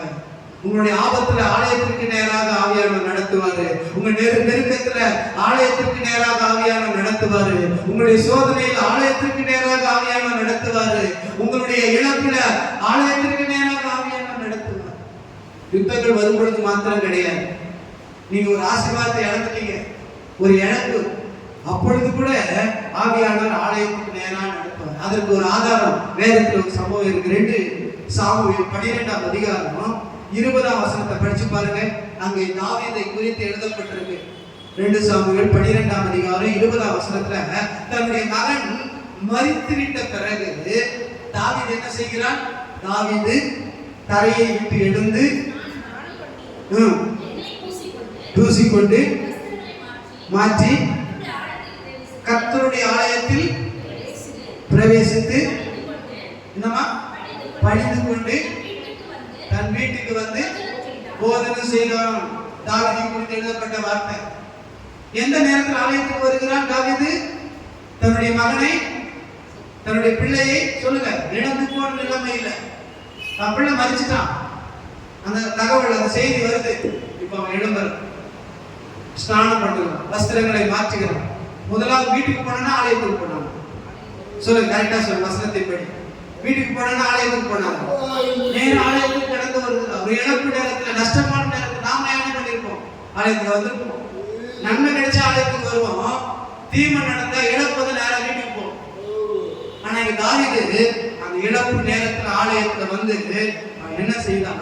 ஆண்டவரை பணிந்து கொண்டான். காரணம் என்ன? கர்த்தருடைய ஆவியானவர் அவன் மேல இருந்தார். அந்த இழப்பு நேரத்தில் ஆவியானவர் எங்க நடத்துறாரு? ஆலயத்துக்கு நேரம் நடத்துறாரு. இன்னைக்கு ஏதோ ஒரு ஆசீர்வாதத்தை நீங்க இழந்திருக்கலாம், நன்மைகளை இழந்திருக்கலாம், சில உயர்வுகளை இழந்திருக்கலாம். ஆனாலும் கூட ஆண்டவர் உங்களை எங்க நடத்த விரும்புறாரு? ஆலயத்துக்கு நேராக. ஏனென்றால் ஆண்டவருடைய ஆலயத்துல கர்த்தருடைய ஆசீர்வாதம் இருக்கு. அநேக ஆசீர்வாதங்கள் ஆலயத்துல இருக்கு. இங்க தாவீதை குறித்து நான் ரொம்ப ஆச்சரியப்படுற விஷயம், அதாவது தன்னுடைய பிள்ளைக்காக ஜெபம் பண்ணுவதற்கு ஆலயத்திற்கு வருகிறது ஆச்சரியம் கிடையாது. ஒரு நன்மைக்காக ஆலயத்திற்கு வருகிறது ஆச்சரியம் கிடையாது. ஒரு சுகத்துக்காக ஆலயத்திற்கு வருகிறோம், ஒரு விடுதலைக்காக ஆலயத்திற்கு வருகிறோம், ஒரு நன்மையை பெற்றுக்கொள்ள ஆலயத்திற்கு வருகிறோம். இழந்து போன ஆசீர்வாதங்களை திரும்ப பெற்றுக்கொள்வதற்காக ஆலயத்தில் வந்து ஜெபம் பண்றோம். ஆனா தாவீது தன்னிடத்தில் இருந்த ஆசீர்வாதம், நன்மை இழந்து போன பிறகு அந்த இழப்பு நேரத்துல ஆலயத்துல வந்து ஆண்டவரை பணிந்து கொள்கிறார். காரணம், திரும்ப சொல்லுகிறேன், ஆவியானவர் அவருக்குள்ள இருக்கிறார். அல்லேலூயா. இன்னைக்கு ஆலயத்துல வரக்கூடிய அனுபவம் இருக்கு. ஏதோ ஞாயிற்றுக்கிழமை ஒரு தடவை ஆலயத்துக்கு வரும், நல்லது. ஆனால் உங்க வாழ்க்கையில் ஆபத்து வரும் பொழுது, யுத்தங்கள் வரும் பொழுது, பிரச்சனைகள் வரும் பொழுது, இழப்புகள் வரும் பொழுது, நஷ்டங்கள் வரும் பொழுதும், அப்படிப்பட்ட நேரத்தில் ஆவியானவர் உங்களுக்குள்ள இருந்தா ஆண்டவருடைய நாமத்தை நான் விசுவாசிக்கிறேன், ஆவியானவர் உங்கள் ஆலயத்திற்கு நேராக நடத்துவார். ஆலயத்தில் இருக்கிற தேவனுடைய ஊழியக்காரருக்கு நேராக நடத்துவார். ஆலயத்தில் கிடைக்கக்கூடிய ஆலோசனைக்கு நேராக நடத்துவார். ஆலயத்தில் உங்களுக்கு கிடைக்கக்கூடிய தேவனுடைய வசனத்துக்கு நேராக நடத்துவார். ஆலயத்தில் இருக்கக்கூடிய தேவ சமூகத்துக்கு நேராக நடத்துவார். ஆலயத்தில் இருக்கக்கூடிய மகிழ்ச்சிக்கு நேராக நடத்துவார். தேவனுடைய ஆலயத்தில் என்னென்ன ஆசீர்வாதங்கள் இருக்கோ இந்த ஆசீர்வாதங்களை பெற்றுக்கொள்வதற்காக உங்களுடைய இழப்புல, போராட்டத்துல, யுத்தத்துல, நஷ்டத்துல, எப்படிப்பட்ட சூழ்நிலைகள் உங்களுக்கு இருந்தாலும் ஆவியானவர் உங்களுக்குள் இருந்து உங்களை நடத்தும் பொழுது தேவனுடைய ஆலயத்திற்கு நேராகவும், தேவனுடைய ஆலயத்துல உங்களுக்கு ஆண்டவர் வைத்திருக்கிற ஆசீர்வாதத்திற்கு நேராக உங்களை நடத்துவார். எத்தனை பேருக்கு சந்தோஷம்? எத்தனை பேர் விருப்பப்படுறீங்க? ஆவியானவர் என்னை ஆலயத்திற்கு நேராக நடத்தணும். முதலாவது ஆவியானவர் நடத்தும் பொழுது ஜெபத்திற்கு நேராக நடத்துவார். இரண்டாவது ஆவியானவர் நடத்தும் பொழுது கர்த்தருடைய வசனத்தை பேசுவதற்கு நேராக நடத்துவார். கர்த்தருடைய நன்மைகளை தைரியமாய் மற்றவர்களுக்கு பேசுவதற்கு நேராக நடத்துவார். மூன்றாவது ஆவியானவர் என்னை நடத்தும் பொழுது என்னுடைய எல்லா விதமான இக்கட்டான நேரத்திலும் ஆலயத்திற்கு நேராக நடத்துவார். கடைசியாக ஆவியானவர் உங்களை எதற்கு நேராக நடத்துவார்? எதற்கு நேராக நடத்துவார்? யோவான் 16ஆம் அதிகாரம் 13ஆம் வசனத்தை வாசிக்கும் பொழுது அங்கே ஒரு காரியம் எழுதப்பட்டிருக்கு. 16:13 யோவான் எழுதிய சுவிசேஷம். சத்திய ஆவியாகிய அவர் வரும் பொழுது உங்களை சகல சத்தியத்திற்குள்ளே நடத்துவார். அல்லேலூயா. சத்தியத்திற்குள்ளே நடத்துவார், வசனத்திற்குள்ளே நடத்துவார். எத்தனை பேர் ஆமென் சொல்றீங்க? எத்தனை பேர் விருப்பப்பட்டு ஆவியானவர் வரும் பொழுது சத்தியத்திற்குள்ளே நடத்துவார். சத்தியத்தை அறிவீர்கள், சத்தியம் உங்களை விடுதலையாக்கு. எதனால சத்தியத்திற்குள்ளாக நடத்துகிறாரா? உங்களை விடுதலையாக்குவதற்காக சத்தியத்திற்குள்ளே நடத்துவார்.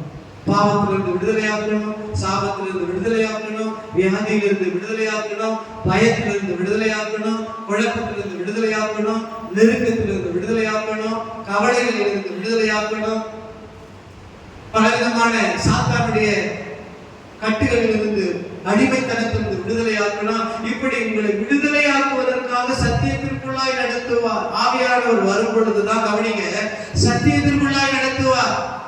ஒரு தேவ பிள்ளைய ஆவியானவர் நடத்துகிறார், சத்தியத்திற்குள்ளாய் நடத்துகிறார் என்பதற்கு அடையாளம் என்ன தெரியுமா?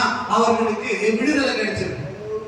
பாவத்திலிருந்து விடுதலை கிடைச்சிருக்கும், சாபத்திலிருந்து விடுதலை கிடைச்சிருக்கும், பயத்திலிருந்து விடுதலை கிடைச்சிருக்கும், குழப்பத்திலிருந்து விடுதலை கிடைச்சிருக்கும். எப்ப பார்த்தாலும் பயமா இருக்கு, எப்ப பார்த்தாலும் குழப்பமா இருக்கு, எப்ப பார்த்தாலும் போராட்டமா இருக்கு. விடுதலை இல்ல. ஏன் விடுதலை இல்ல? சத்தியத்துல நடத்தப்படல. ஏன் சத்தியத்துல நடத்தப்படல? ஆவியானவர் நடத்தல. ஏன் ஆவியானவர் நடத்தல? ஆவியினால் நான் நிரப்பப்படல. எத்தனை பேருக்கு நடந்தது?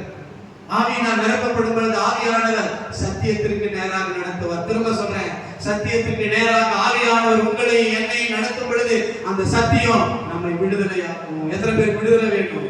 எத்தனை பேருக்கு பயத்திலிருந்து விடுதலை வேணும்? எத்தனை பேருக்கு நெருக்கத்திலிருந்து விடுதலை வேணும்? எத்தனை பேருக்கு கட்டுகளிலிருந்து விடுதலை வேணும்? எத்தனை பேருக்கு பயத்திலிருந்து விடுதலை வேணும்?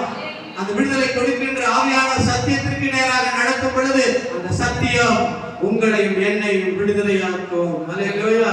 எவர்கள் தேவனுடைய ஆவியினால் நடத்தப்படுகிறார்களோ அவர்கள் தேவனுடைய புத்திரர் எனப்படுவார்கள், தேவனுடைய பிள்ளைகள் எனப்படுவார்கள். இன்றைக்கு ஆண்டவருடைய ஆலயத்தில் வந்திருக்கிற உங்களை ஆவியானவர் நடத்த விரும்புகிறார். தேவனுடைய ஆவியினால் நீங்கள் நடத்தப்பட வேண்டும் என்று ஆண்டவர் விரும்புகிறார். தேவனுடைய ஆவி உங்களை எதற்கு நேராக நடத்துவார்? திரும்ப நான் சொல்ற 4 காரியம். ஒன்று, ஜெபத்திற்கு நேராக நடத்துவார். இரண்டாவது, தேவனுடைய வசனத்தை தைரியமாய் பேசுவதற்கு நேராக நடத்துவார். மூன்றாவது, தேவனுடைய ஆலயத்தில் இருக்கக்கூடிய ஆசீர்வாதங்களை பெற்றுக் கொள்வதற்கு நேராக நடத்துவார். நான்காவது, சத்தியத்திற்கு நேராக உங்களை விடுதலையாக்கக்கூடிய சத்தியத்திற்கு நேராக நடத்துவார். எத்தனை பேர் விருப்பப்படுறீங்க?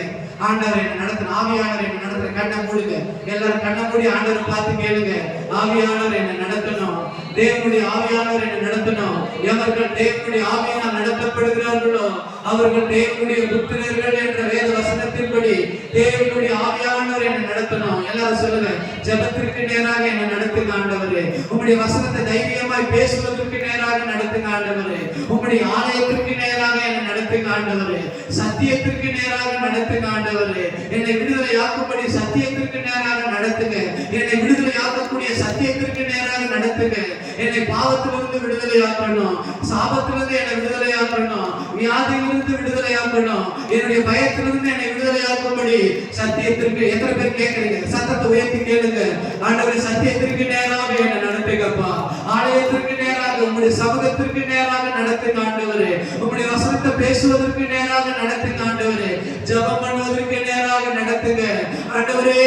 உங்களுடைய ஆலயத்தில் ஜெபம் பண்ணுவதற்கு நேராக நடத்துங்க ஆண்டவரே. அனுதினமும் ஜெபிப்பதற்கு நேராக எங்களை நடத்துங்க. உபவாசம் பண்ணி ஜெபிக்க எங்களை நடத்துங்க. அழுது ஜெபிக்க எங்களை நடத்துங்க.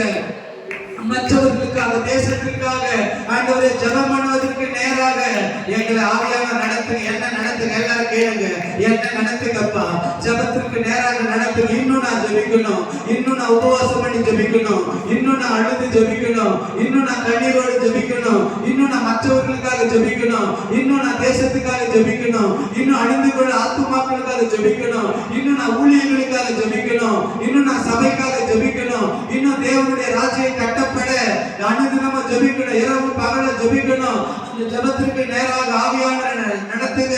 அந்த ஜெப அபிஷேகத்தை எங்களுக்கு தந்து நடத்துங்க. எத்தனை பேர் கேட்கறீங்க? எத்தனை பேர் கேட்கறீங்க?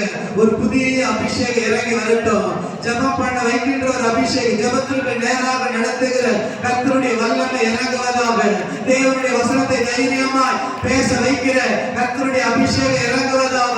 தேவனுடைய ஆலயத்திற்கு நேராக நடத்துகிற கர்த்தருடைய அபிஷேகம் இறங்குவதாக. கர்த்தருடைய அபிஷேகம் இறங்குவதாக.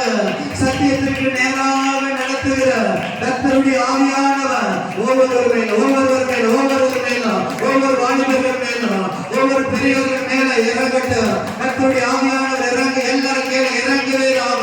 தாவீதின் மேல் கர்த்தருடைய ஆவியானவர் இறங்கி இருந்தார் என்ற வார்த்தை இப்பொழுதே நிறைவேறுவதாக.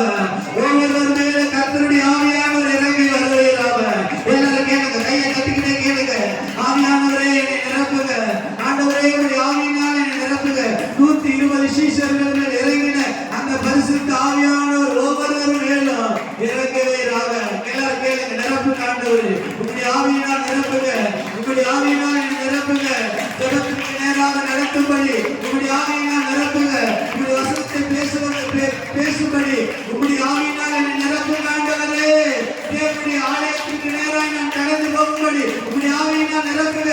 சத்தியத்திற்கு நேராக நான் நடக்கும்படி உங்களுடைய ஆவியினால் ஷாபா காரா லாதா எல்லாம் நிரப்புங்க. கையை தட்டி எல்லாம் கையை தட்டி எல்லாம் கேளுங்க. ஷாபா காரா லாதா ராகா ராலா தாரா காரா. ஜெபத்திற்கு நேராக ஆவியானவர் நடத்துவீராக. வசனத்தை பேசுவதற்கு நேராக ஆவியானவர் நடத்துவீராக. தேவனுடைய ஆலயத்தில் இருக்கிற ஆசீர்வாதங்களை சுதந்திரிப்பதற்கு நேராக நடத்துவீராக. சகல சத்தியத்திற்கு நேராக உங்களுடைய ஜனங்களை விடுதலையாக்கும்படி சத்தியத்திற்கு நேராக ஆவியானவர் நடத்துகிறதற்காக ஸ்தோத்திரம் ஸ்தோத்திரம் ஸ்தோத்திரம். சத்தியத்தை அறிவீர்கள், சத்தியம் உங்களை விடுதலையாக்கும் என்ற வசனத்தின்படி சத்தியத்திற்கு நேராக நடத்துகிற ஆவியானவர் உங்களுடைய ஜனங்களுக்கு சத்தியத்தினாலே இப்பொழுது ஒரு விடுதலை உண்டானதா? ஒரு விடுதலை பெற்றுக்கொள்ளுங்க.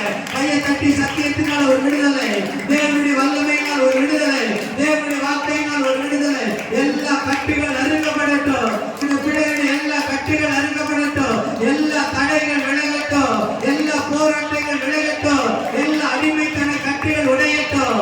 எல்லா சாத்தானுடைய சங்கிலிகள் அறுக்கப்படட்டும்.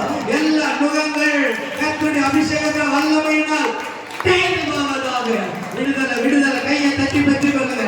ஷாபா காரா லாதா ராகா ராலா தூரா காரா லாதா ராகா. சத்தியத்தினால விடுதலை, தேவனுடைய வார்த்தையினால் விடுதலை, தேவனுடைய வல்லமையினால் விடுதலை, தேவனுடைய கிரியையினாலே உங்களுடைய ஜனங்களுக்கு விடுதலை உண்டாவதாக.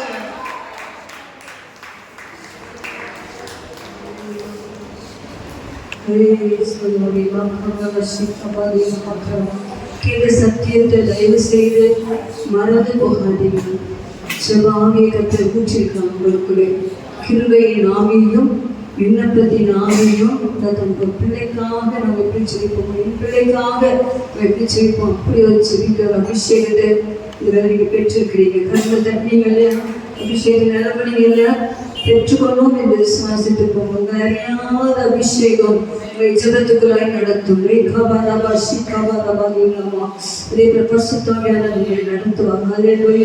சத்தியத்தில் நடத்துவார். ஆலயத்துக்கு வரும்படியாக நேர்களை கொடுப்பார். இக்குடும்பமாக ஆலயத்தை செவிப்பீங்க.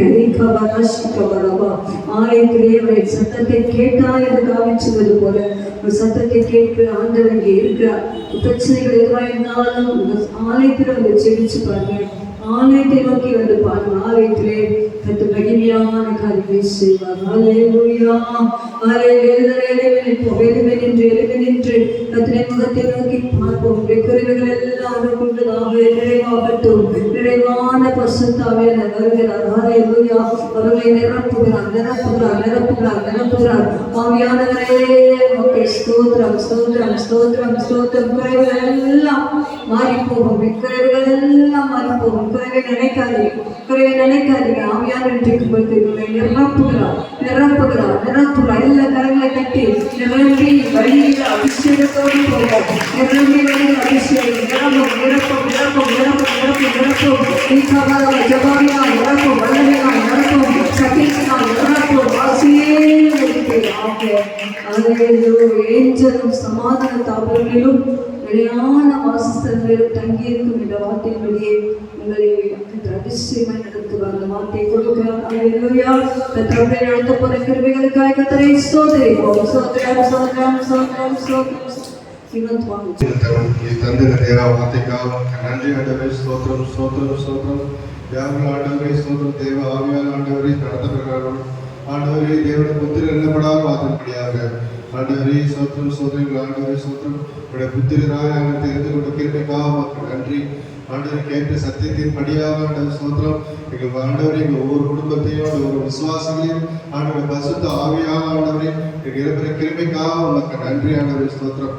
செய்திக்கு கொடுத்த தாசனை ஆண்டவரை மேலும் ஆண்டவரை ஸ்தோத்திரம் அபிஷேகத்தை வல்லமையாய் பயன்படுத்துமாய் ஜெபிக்கிறோம். ஆண்டவரே ஸ்தோத்திரம் ஸ்தோத்திரம் ஸ்தோத்திரம். ஆண்டவரே ஸ்தோத்திரம் ஸ்தோத்திரம் ஸ்தோத்திரம். ஆண்டவரின் வல்லமையுள்ள தேவின் மகிமையான காரியங்களை ஆண்டவரின் சபைகள் விசுவாசிகள் மூலமாய் ஆண்டவரே ஸ்தோத்திரம் வார்த்தை பிரசங்கிக்கிறவர்களாய் சத்தியத்துக்குரிய நடத்துகிறவர்களாய் தேவாலயத்தின் வருகிறவர்களாய் வியாசத்தை பெற்றுக்கிறவர்களாய் வரமையாய் ஜெபிக்கிறது. ஸ்தோத்திரம். விசுவாசிகள் ஜெபிக்கிற விசுவாசிகளை மாற்றிடுமாய் ஜெபிக்கிறோம். ஆவியானவரே ஸ்தோத்திரம். சபையை விட்டு கடந்து போகும்போது கர்த்தருடைய ஆசீர்வாதத்தை பெற்றுக்கொண்டு ஆண்டவர் விசுவாசிக்கிறோம். ஆண்டவரே தொடக்கமுடன் முடிவுடன் முறை எங்களை வல்லமையாக நடந்த கிருபைக்காக உமக்கு நன்றி. ஆண்டவர் பாடல்களை ஆசிரியர் கிருபைக்காக உமக்கு நன்றி. ஆண்டவரே ஸ்தோத்திரம் ஸ்தோத்திரம். எங்கள் ஊழியக்காரரையும் ஆண்டவரே ஸ்தோத்திரம் எங்கள் ஊழியக்காரர்கள் பலப்படுத்தமாக ஜெபிக்கிறோம். ஆண்டவரே ஸ்தோத்திரம். மதுரை ஆண்டவரே இருக்கிற எங்கள் ஊழியக்காரரை ஆண்டவரே ஸ்தோத்திரம் நல்லபடியாக ஆண்டவர் கடந்து வந்து எங்கள் சபையில் வீட்டில் வந்து கடந்து சேர்ந்த கிருபை மூலமாய் ஜெபிக்கிறோம். இப்படி ஊழியக்காரரை நீ பலப்படுத்துக்காக நன்றி.